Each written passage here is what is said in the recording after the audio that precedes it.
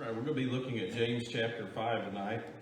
Go ahead and finish up the last chapter of the book. I don't know about you, but I feel like I'm just blazing through the Bible here. We are covering some subjects, that's for sure.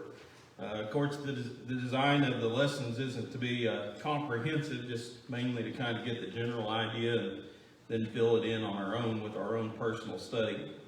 James chapter 5, you have a handout on question number 1. Of course, we usually begin with the thought question, but it really deals with the first 6 verses here in James chapter 5. And the question is, how much does it take to be considered rich in your community? Kind of a thought-provoking question there. I didn't figure anybody would be, jump on board to try to answer that right offhand, but let's start with money. If somebody had $1 million in West Plains, would you consider them to be a rich person? No?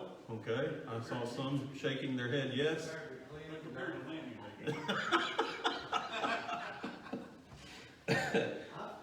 on my second million. Yeah, you give up on your first one? Yeah, I hear you there. I would say generally if a person had $1 million, we'd probably say consider them rich. What kind of car would they have to drive in order for you to consider them rich? He's on a roll tonight. Well, I mean, I think in perspective around here, I mean, if you see somebody driving around with a brand new one-ton dually, loaded down, I mean, that's a $70,000, $80,000 rig. That's pretty high end. Okay. You don't have to drive a Beamer to consider them rich. I mean, Okay. there's a lot of farmers that pull in and they got 70 grand on the truck, another 40 grand in the trailer, and then the equipment on the trailer is, 50 to 100,000. I mean, you got a $500,000 just sitting right there in the parking lot. Sometimes if you go up to John Deere, you can see a $500,000 all in a rig right there, and that's pretty slick. Yeah. Anyway, so. Yeah. So, okay. I think you get the, I think you're closer. And I mean, that's what you have to consider. I mean, do they actually pay for that, or they got that finance out the wazoo? Yeah. What some people, some people in bigger cities probably wouldn't consider you rich unless you drove like a Lamborghini or something like that. But around here, it'd be a little bit different standard. How many square feet in their house would they have to have? 4,000 to 5,000. Okay, 4,000 to 5,000. Around here, that's a pretty good size house. I wrote 10,000. That's what I had down. If somebody had 10,000, we'd consider them to be extremely rich, right?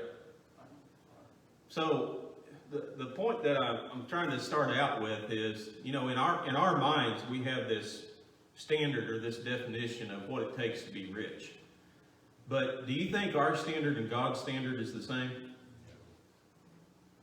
What do you think you'd have to be considered rich in God's eyes? Not necessarily physical things. Okay. Not necessarily physical things, but just stay on the physical level. And let's say, comparatively speaking, would God consider us rich if we had, let's say, $100,000 instead of $1 million? Depending on what you done with it. Would he consider us rich if we had, if we drove what's a good car? Mark, you're the car expert. Well, I mean, are you just a good solid like little sedan? I mean, you're talking like a little Toyota Camry or something. I mean. Okay, brand new Toyota Camry. What if we only had a 2,000 or 3,000 square foot house? Think God would consider us rich? I think probably our idea and definition of being rich would differ vastly from that of God's. And comparatively speaking, I think we all know that in the United States of America, we are, our quality of living is so much higher than it is in other places in the world today. And so let's think about this idea. I told the story, I think one time, had a young guy at Bible camp one time, and he wasn't from around here, but he was staying with some family. And if you've ever seen my truck when I go to Bible camp, I mean, it's packed to the roof, front and back. And I remember him coming out, he was helping me with some stuff, and he looked in my truck and he said, "Are you rich?" Well, that got me to thinking a little bit, you know, because in his eyes I was, you know, what I had was just a bunch of junk in my truck, but in his eyes, you know, that's a lot of stuff. And so I think whenever we think about being rich, a lot of times we think, well, we're beyond that. You know, that's not us. When the Bible's talking about rich people, you think about people with millions of dollars, you know, fancy cars, thousands of square feet in their house. But I doubt that's the definition that God had in mind whenever he talked about being rich. So let's go to James chapter 5 if you're not already there. And somebody read the first 6 verses for us. Come now, you rich, weep and howl for your miseries which are coming upon you. Your riches have rotted, and your garments have become moth-eaten. Your gold and your silver have rusted, and their rust will be a witness against you, and will consume your flesh like fire. It is in the last days that you have stored up your treasure. Behold, the pay of the laborers who mowed your fields, and which have been withheld by you, cries out against you. And the outcry of those who did the harvesting hath reached the ears of the Lord of Sabaoth. You have lived luxuriously on the earth, and led a life of wanton pleasure. You have fattened your hearts in a day of slaughter. You have condemned and put to death the righteous man. He does not resist you. Okay, so question number 2 on your handout is what warning here did James give to rich people?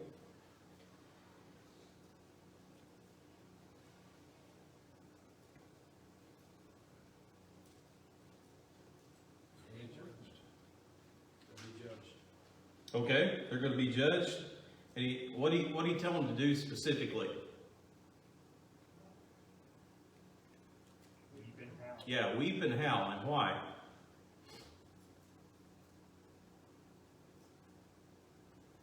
There's gonna be miseries coming on them as a result of having all these. Yeah, there's going to be tremendous misery that they're going to experience because of what they've done with these things that God has given to them. And of course, the idea is, James is basically saying, you better start now because of this tremendous misery, you know, that's going to be placed upon you because of what you've done with your riches. You know, a lot of times as humans, when we think about riches and when the world thinks about riches, we think of them as bringing pleasure or happiness, don't we? But the reality of God's Word teaches us that the majority of the people who've had riches here upon this earth are not going to be happy in the judgment day, but they're going to be miserable. And there's some tremendous punishment and judgment that's going to be coming upon them. Question number 3. So what's going to happen to all the possessions of the wealthy? What does he talk about there in verses 2 and 3?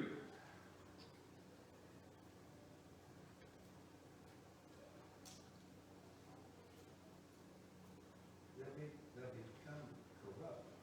Yeah, he talks there about riches in verse 2. He says your riches are corrupted. And that word riches, of course, when you read about it in the Bible, it doesn't always apply to money, does it? I mean, it can apply to anything that we've amassed that we're rich in. In Genesis 13:2, Abraham was rich in cattle. You read about the rich farmer in the book of Luke. You know, he has all these crops. And the idea there of corruption in the original language is literally rotting. And it's kind of like the idea you've taken all these vegetables and you've taken all this fruit and produce and you've laid them up. You're rich in all these things, but all they're doing is laying out there rotting away. Then he talks about in verse 2 the garments. Obviously, you know, there were a lot of people that would take these garments that were considered wealthy garments. They were considered garments that only the rich would wear. You read about in the Greek and the Roman history, and you'll find that I remember reading about one person that they talked about he had 5,000 garments that were laid up, you know, just in storage. These fancy garments, these clothing that only the rich would wear. Well, if you take 5,000 garments and you lay them up, what's going to happen to them? Yeah, moths are going to eat them, right? there's no way that you could ever use that many. There's no possible way that you could ever put them to a good use here upon this earth. And then he talks about, of course, their gold and their silver being corroded. Of course, we know literally they don't corrode, they don't rust, but they can become, silver and gold can become tarnished if you let them sit too long. You know, you have to take care of them. And so that's kind of the idea. The silver and the gold have just been sitting, they haven't been used, and so they're tarnished, they're blemished in color. So when you think about what's going to happen to all the wealth or all the possessions of the wealthy, how much use are they really getting out of it? Well, how much use are you going to get out of a house full of produce? It's going to rot, and eventually you're going to have to throw some of that. How much use are you going to get out of a house full of garments? Well, eventually, you know, there's no way you can put them all to use. Moths are going to eat them, they're going to rot, you're going to have to throw them away. How much use are you going to get out of a house full of money? Well, if it's just sitting there, it's going to become tarnished, it's going to be unused. And so the point is all the wastefulness of this idea of hoarding up things here in this life. Question number 4 is, what attitude does God have toward hoarding wealth?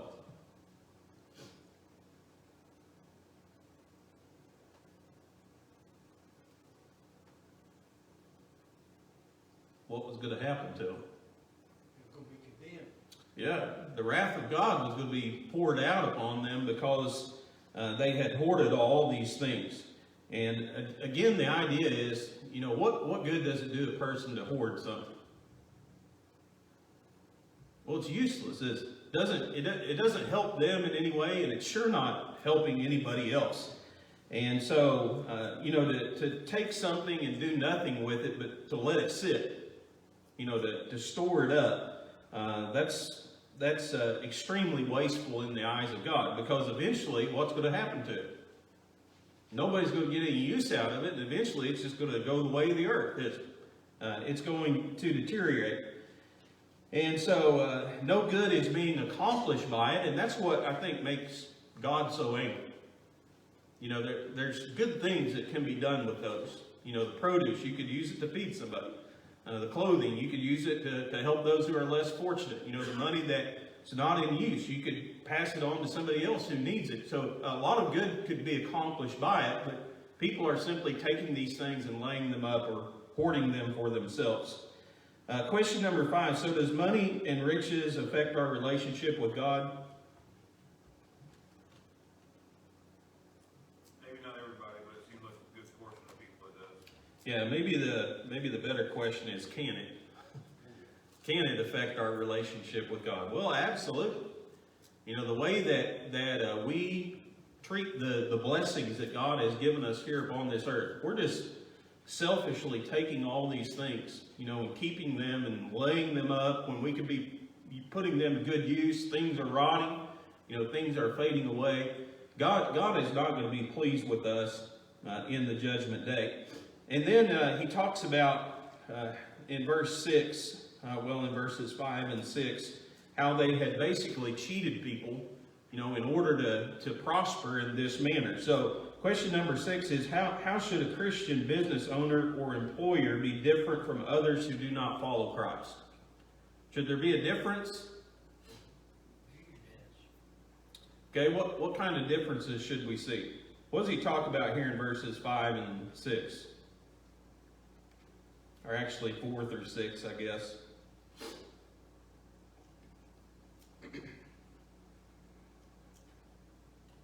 If you've kept withheld and kept in the bank longer, whatever the case may be, then those other people are the harvesters, the laborers, need their money to live on, so on and so forth, and it's going to come back to bite. Yeah, so really two ideas, I think, in that area. Number one, you just totally don't pay them, right? Of course, you hear about that in the world constantly. People do a job and then nobody will pay them for it. Or you hear about a person who is not getting paid justly, you know, not getting paid what they should. Wages are being withheld from them. You know, all those things come from what? greed, isn't it? That's really what it's about. It's about selfishness and it's about greed. And so, James is condemning these people because they're so selfish and they're so greedy that rather than do what is right, they're going to cheat others and find a way for them to prosper off of hurting others. So, the way that a Christian business owner or employer should be different. Should they pay just wages? Sure. Should they treat workers fairly? Yeah. Should they lie and cheat and steal in order to make a living? Further their business? A lot of people do, don't they? But no, that's not a Christian business practice. And so the bottom line is people do these things, again, because they're selfish in nature and because they're greedy. And so Christians ought to be different than that. Yes, sir. In some of this, though, James, who wrote this in the 50s and the 60s, and we're talking about the end of Jerusalem in 70, and that's where a good share of these people are going to be, is he also pointing toward that? Not that, I mean, it's applicable throughout, don't get me wrong, but the recipients of this could it be for them to actually begin to understand what's going to happen in Jerusalem in 70.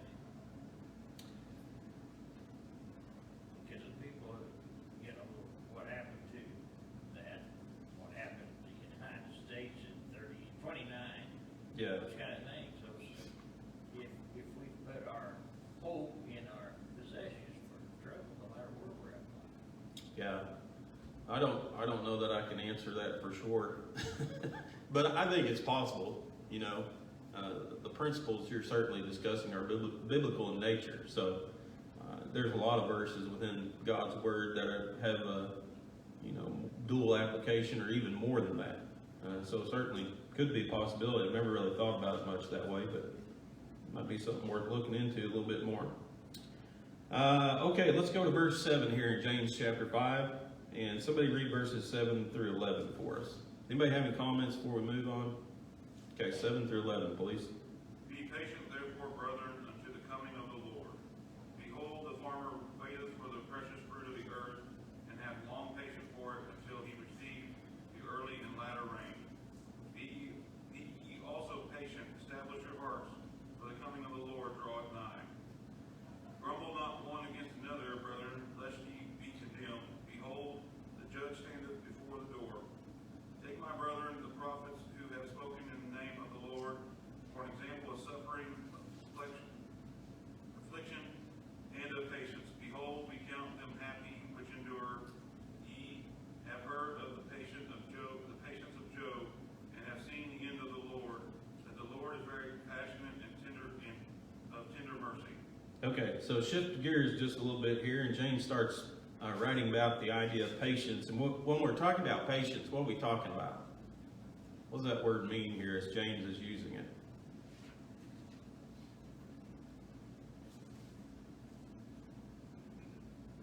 Faithful. Yeah, endurance, faithfulness, okay, perseverance. Idea is sticking with it, you know, bearing with it, carrying it out to the end. And of course, when we think about life, question number 7 here, kind of again a thought-provoking question, but what good things in life are worth waiting for? What good things in life are worth being patient for? Coming of the Lord. Okay, certainly the return of Christ would be something. Anything else come to mind?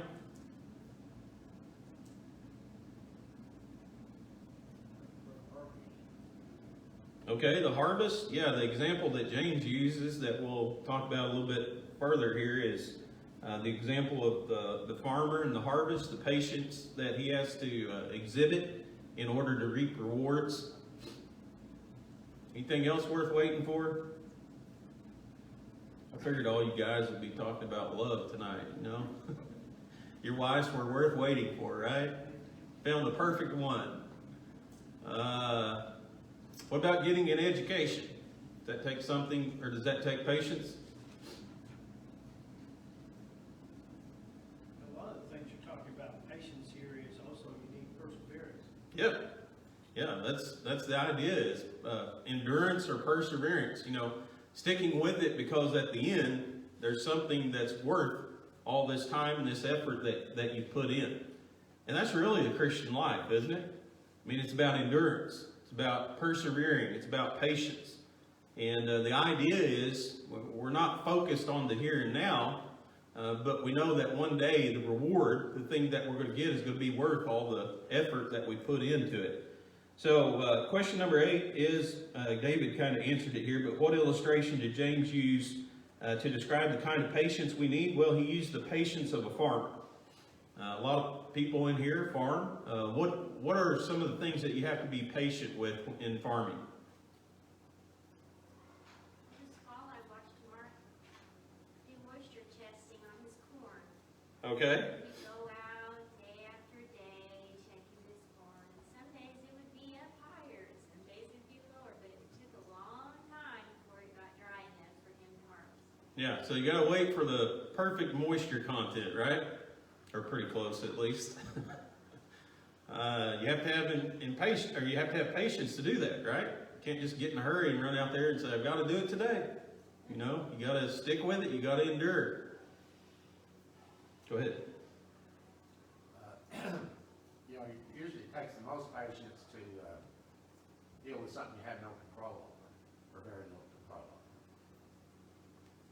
You know, Yeah. The way, Yes. like Gail was talking about, you know, you have no control over that, so you just gotta be patient. Yeah, so you know, you think about a farmer, and the illustration, of course, that's used here is more of crops, the idea of putting something in the ground. But does it take work to prepare the ground?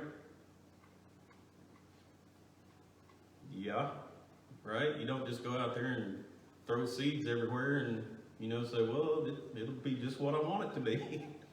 It takes some work. You gotta be patient. You gotta get that ground worked up. Then you gotta put the seed in the ground. And you gotta wait for it to germinate, right? You gotta wait for it to rain. Is it too dry? Is it too wet? Is it gonna rain? Is it not? Been in the ground too long? Then it starts to grow, and is it ready? Gotta wait for it to mature, don't you? And then when it comes to harvesting, you gotta have patience. You know, you gotta take the time, you gotta gather it in, you gotta do it right. And so the idea is, the illustration that James is using here is how a farmer endures through all this because he's looking at the harvest. He's looking at the day when he's going to be rewarded. And so he endures the dry weather, he endures the wet weather, he endures, you know, insects, disease, he endures the weeds, all the creatures that could affect his crop. He endures all those things. He patiently sticks with it because he's looking toward the harvest day, the day of reward. So that's what we as Christians need to understand too. Does it take a lot of patience, endurance, perseverance to live the Christian life? Yeah.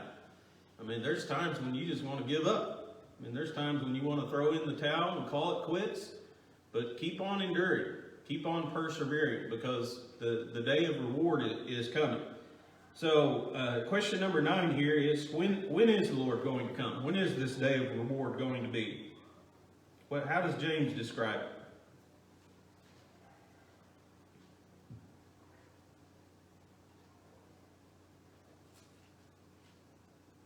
Verse 8.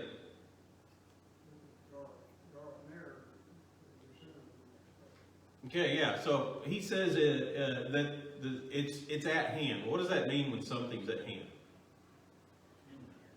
Yeah, close, right? Could happen any moment. You know, it's within reach. And when you think about the return of the Lord, you know, well, if I were to ask you, when could Christ come? What would we say? Anytime, right?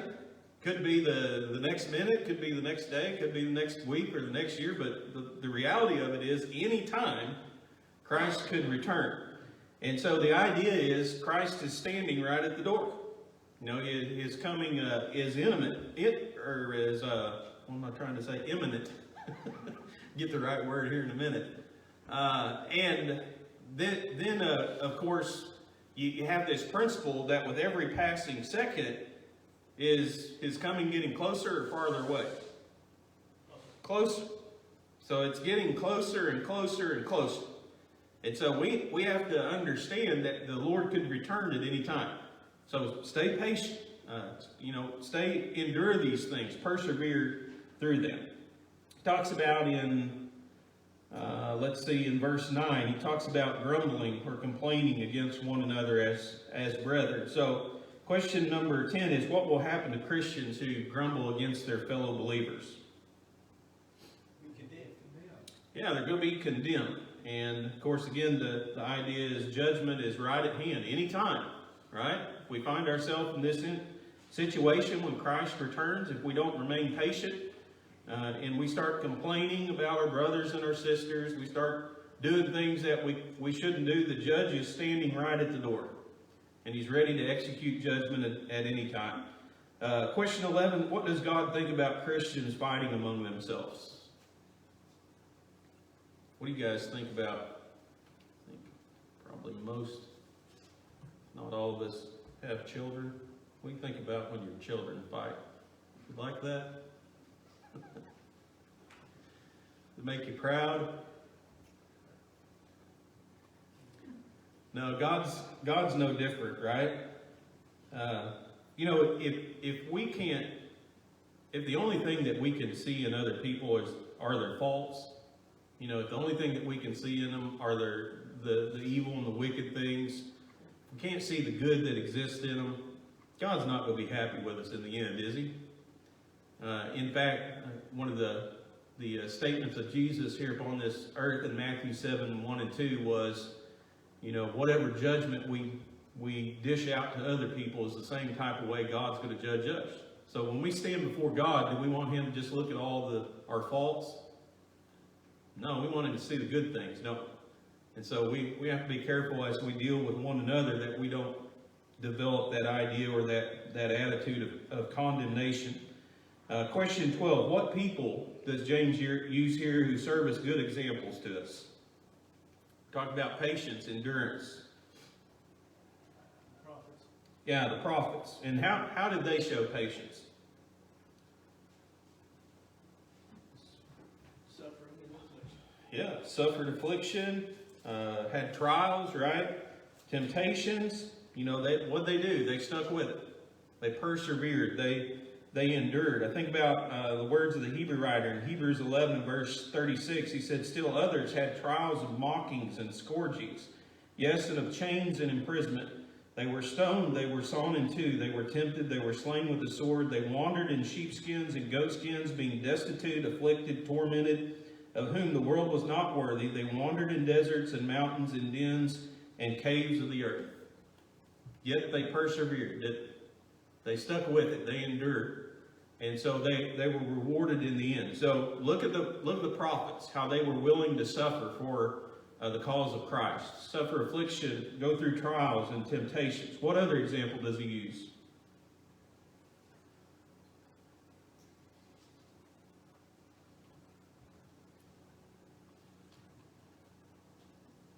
We talked about the patience of Job. Yes. Yeah, James is talking about the patience of Job, right? Is he a good example of perseverance? Endurance?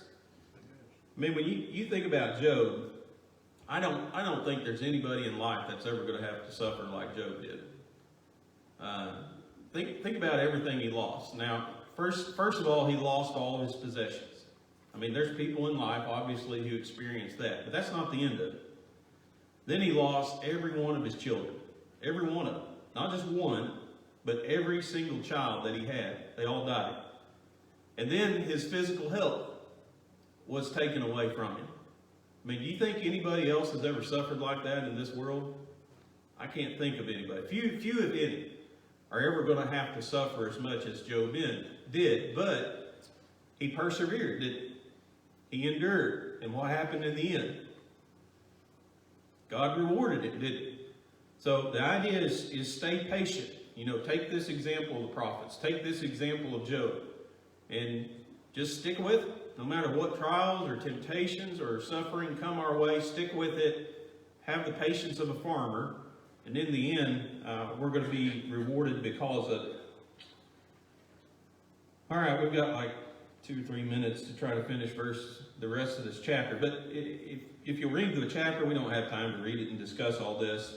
But there's some ideas revolving around, of course, keeping our promises as Christians. You know, should we have to swear to people for them to believe us when we tell them something? No. Our word ought to be, we ought to be people of integrity, right? So if we tell somebody something, we shouldn't have to swear to them in order to get them to think that we'll do it. We need to be people of our word. We need to be honest people. And so James talks a little bit about that. He talks about what we should do when we're in trouble, which is pray to God, because God is divine. I mean, He has the power to intervene, doesn't He? So what better way to change things in our life if we're experiencing troubles than to pray to God? What should we do if we're happy? Sing, right? Thank God. Acknowledge Him. Thank you for having a trouble-free life. What should we do if we're sick? Pray, right? Why should we pray? Prayer will heal somebody who's sick, right? Prayer will withhold or send rain. Elijah, you know, prayer works. Prayer of a righteous man, or the effectual fervent prayer of a righteous man avails much. So that's the principle that James talks about there. And then in the last part of the verse, he talks about our responsibility toward those who wander away from the truth. And what is that as Christians? What's every Christian's responsibility? To try to help convert that person. Yeah, to try to convert them, to turn them around, to lead them to repentance. And how do we do that? By thumping them upside the head and shaming them? That's how Dennis does it. He was shaking his head. No, it's in humility, isn't it? James 6:1. It's in meekness that we try to get people to turn from their ways, because if we can, listen, we've saved a soul from an eternal destruction. And that's really the goal, isn't it, as Christians? Not only our own soul, but the soul of others. So those things, too, take patience. You know, patience and prayer are really, I think, the main theme here in chapter 5. Of course, the first one we talk a little bit about riches, but you're going to have to fill in all the details on your own personal study because we're out of time. So anybody have any thoughts or questions or comments before we end? Yeah, the swearing, my mom always said never swear. Well, like I said, don't take an oath, but when you're in a court of law, they want you to swear, but you can also say, then what else can they say? Let's see. Firm. Robbie's listening back there. The answer just came to me. Yeah, when you look at the New Testament, Jesus swore, he took an oath. He was adjured under the name of God by the high priest to acknowledge whether he was the Son of God or not. He took an oath. It's not talking about the idea that you can never swear to somebody, but the principle is, and Paul did it too, obviously Jesus never sinned, so if it's wrong to do that, it would be a sin, right? He would have broken God's law. But the principle that the Bible's talking about here is let your yes be yes and your no be no. I mean, be people of your word. Don't be the type of person where unless you swear by God's name, somebody won't believe what you say. You know, if I tell you I'm going to do this, do it. You know, be people of honesty and integrity. And so that's really the principal teaching of Jesus in Matthew 5 and James here in James 5. Wish we had a little bit more time to read and study about it. But anybody else? On verse 14 there, where it talks about sick among you, that can call for the elders of the church. Yeah. Let them pray over him, anointing him with oil in the name of the Lord. Right. Got a comment or two about that? Well, my personal opinion of it is that it's talking about physical, because in the very next verse he says, if he has committed any sins, pray and it will be forgiven him. So I think the first part of it, the prayer of the elders and the anointing of oil, I mean, when you read the New Testament, oil was used for medicinal purposes.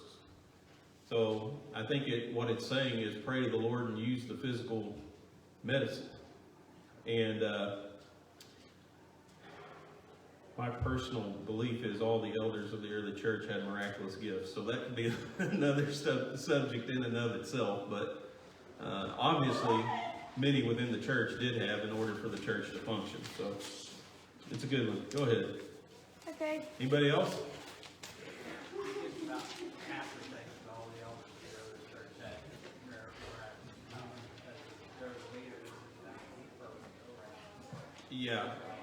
That's why God gave it for the church to work like it should. So, yeah. But anyway. Never thought that way. Yeah, I mean, so we shouldn't pray for somebody else until you send it. Sir? So we shouldn't pray for somebody else until you send it because we don't have. Because we don't have miracles? Well, I don't think we need to anoint them with oil to get them healed, do you? Well, you just said yourself, but that was medicine. Yeah. I'm not saying withhold the medicine and only pray, but it's saying that I feel like we got some hope good deals right here in this congregation. Oh, yeah, no doubt. I mean, I would want the leaders of the church praying for me if I were sick, wouldn't you? Well, they should. Yeah. All right. We're going next week. We'll start 1 Peter.